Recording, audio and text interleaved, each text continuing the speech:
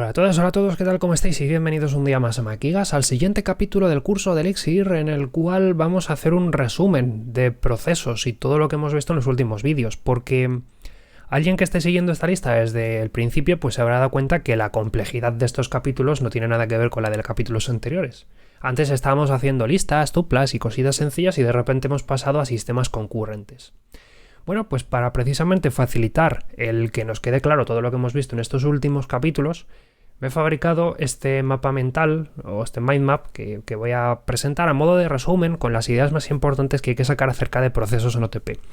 Que eso no quiere decir que ya hemos acabado con OTP, lógicamente, pero sí con procesos, con lo más importante. Y estas son cosas que conviene conocer si queremos trabajar correctamente con OTP. ¿Se puede vivir sin saber de OTP? Sí se puede vivir sin saber de OTP. Yo he estado viviendo sin saber de OTP muchísimo tiempo y así he estado tan tranquilo, pero conocer esto la verdad es que te hace más libre, porque de repente no tienes que estar consultando la documentación cada 10 minutos para entender cómo funciona un árbol de supervisión, o por qué tienes que poner, o por qué a veces tienes que poner una cosa y luego otra, y qué es una estrategia. Entonces, este mapa mental es un resumen de lo que hemos visto en los últimos capítulos, y pues con esto un poco aclarar las ideas, porque es cierto que hemos visto muchísimas cosas en estos vídeos y vale la pena pues resumirlo un poquito por encima. Primero, me vengo a las definiciones. A estas alturas no debería haber mucha duda en cuanto a esto. Lo más importante quizás es el proceso. El proceso es pues una estructura que corre como un... No es un proceso como el del sistema operativo, ¿vale? Es un proceso en Elixir es prácticamente lo que otros lenguajes llaman un hilo. Es una hebra de código independiente que corre un código separado y que en este caso pues lo hace dentro de la máquina OTP, ¿vale?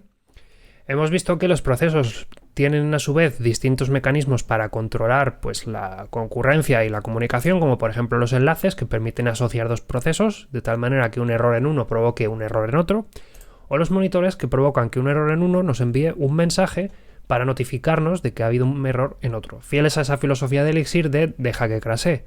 Es mejor que cuando las cosas vayan mal, el proceso se detenga inmediatamente y dejemos que una estructura superior controle que se lance otro proceso de nuevo. También hemos visto ligeramente la noción de registry. El registry, hay mucho más que ampliar de registries, pero bueno, quizá lo más importante que hay que sacar aquí es que es lo que nos permite darles un nombre. Como en el sistema operativo, cuando le da un nombre a un proceso para que sea firefox.exe frente a chrome.exe, pues lo mismo, dándole un nombre, luego podemos identificar procesos no solo por su número, sino también por su nombre, cosa que nos va a venir muy bien pues para hacer procesos globales que solo queramos lanzar una vez, como si fuesen singletons. Vimos al principio cómo iba lo de las primitivas, ya sabéis, spawn, spawn link y spawn monitor, cada una de ellas enfocada a lanzar un proceso, un monitor o un link respectivamente. Yo las he mostrado con Unidad 3. En Unidad 3 recordad que teníamos que pasarle todo lo que era la dirección de ese proceso, es decir, cómo se llamaba el módulo, la función y los argumentos de la función que queríamos lanzar en un proceso separado. Una cosa que no he contado es que existen variantes de un único parámetro, spawn 1, spawn link y spawn monitor 1. En este caso lo que hacemos es lanzar un proceso y como único parámetro le vamos a decir la función, le podemos pasar una función tal cual como parámetro, función de alto orden, y lo que hace es que lanza un proceso y ejecuta esa función. Lógicamente lo suyo será que esa función pues haga más cositas, por ejemplo que lance alguna estructura o que haga algo para que en general tarde un poquito en devolver, porque si no qué gracia tendría utilizar procesos en primer lugar. Estas son cosas que como digo no he contado y que si queréis ver en detalle tenéis en la documentación o si ponéis en vuestro IXH spawn /1 pues os va a aparecer todo esto para que veáis a qué me quiero referir con ello.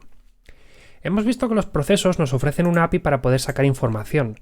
Hemos visto el observer, que es una pieza elemental para poder hacer traces y para poder hacer un seguimiento gráfico de información sobre nuestra máquina virtual, tal como lista de procesos que hay abiertos y también comunicación entre procesos para ver esos mensajes en esa vista trace. Y luego Process nos ofrece funciones como alive o como info que nos den información interactiva desde la línea de comandos o directamente programática sobre esos procesos que tenemos en marcha. Los procesos también los podemos controlar. Podemos crear enlaces con link o un link, que sería un poco lo que ocurre cuando haces un process.spawn seguido de process.link, pues tienes spawn link. Lo mismo con monitores, con monitor y de monitor puedes crear y quitar monitores. Y con registry, el register y el unregister le puedes dar nombre, es decir, puedes darles esos alias de los que hablábamos antes. Y por supuesto nada de esto tendría gracia si no pudiésemos comunicarnos.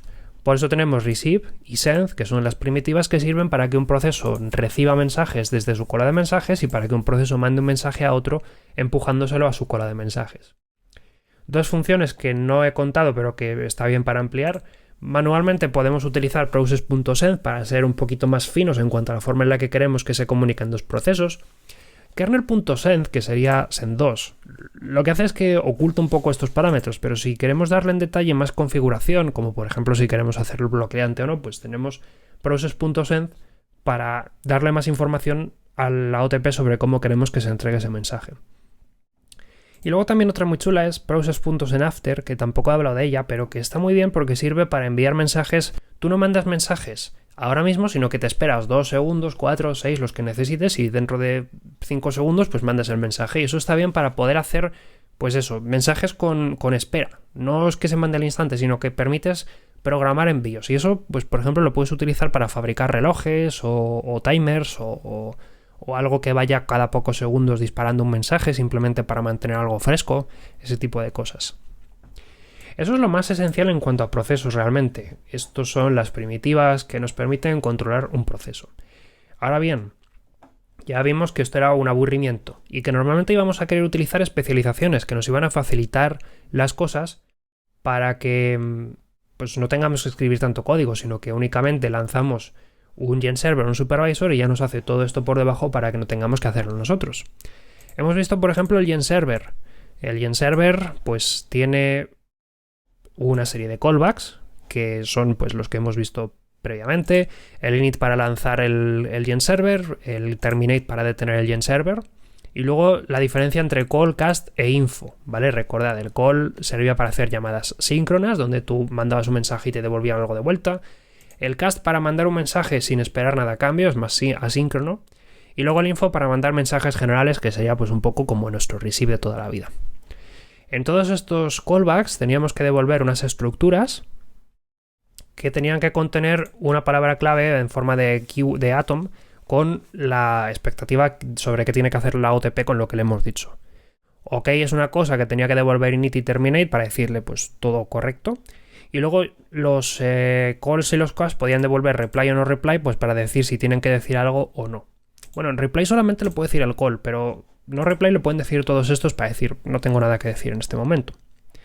Y mediante el sistema de timeouts a esa tupla le podríamos incorporar un tamaño, un elemento extra que fuese un número de segundos o un número de milisegundos para decirle que pues esperabas una respuesta en un tiempo y que si no pues teníamos un problema.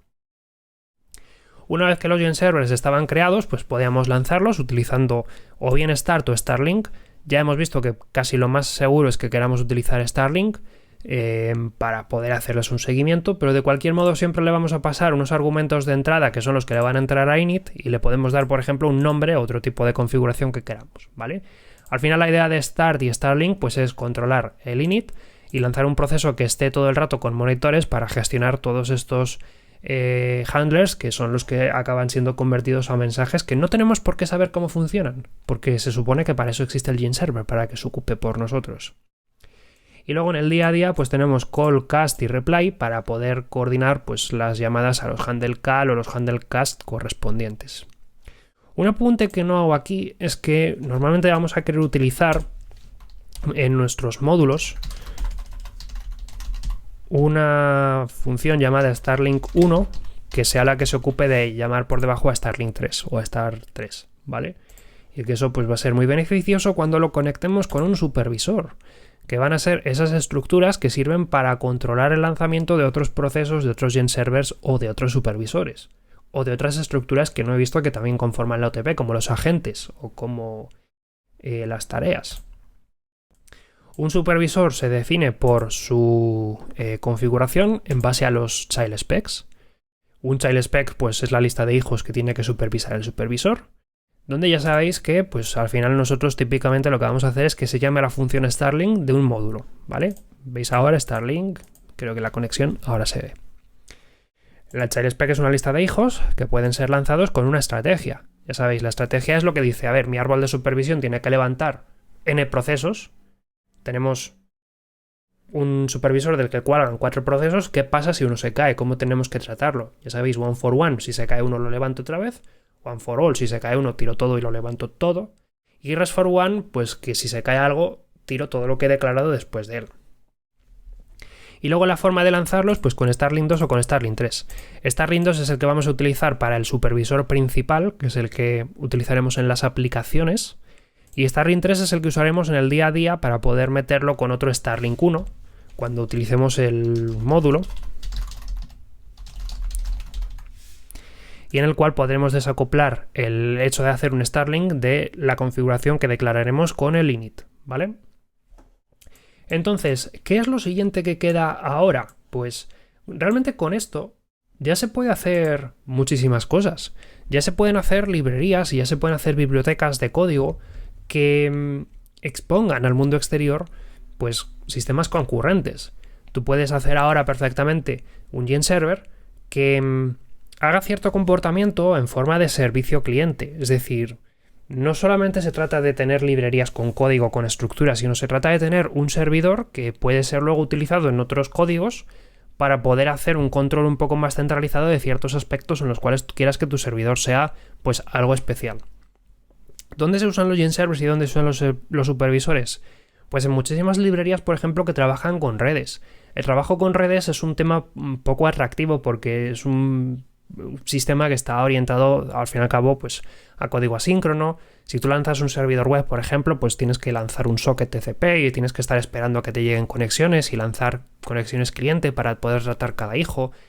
Quien haya trabajado con TCP sabe a lo que me estoy refiriendo. Es un tema poco agradable. Pues tú puedes fabricar una librería con GenServers o con supervisores que se ocupe por debajo de todo ese control del sistema de GenServer, del sistema de GenTCP, por ejemplo, que es como se llama en Erlang todo el módulo de TCP, pues para no tener que hacer esto, esencialmente, y para poder tener una única clase, que es la que tú conectas en tu código, o la que metes en tu árbol de supervisión, y ya está. Declaras una serie de primitivas para poder lanzar con un nombre a tu GenServer, a tu supervisor, lo que tengas que lanzarlo, y punto, no tienes que complicarte tanto la vida.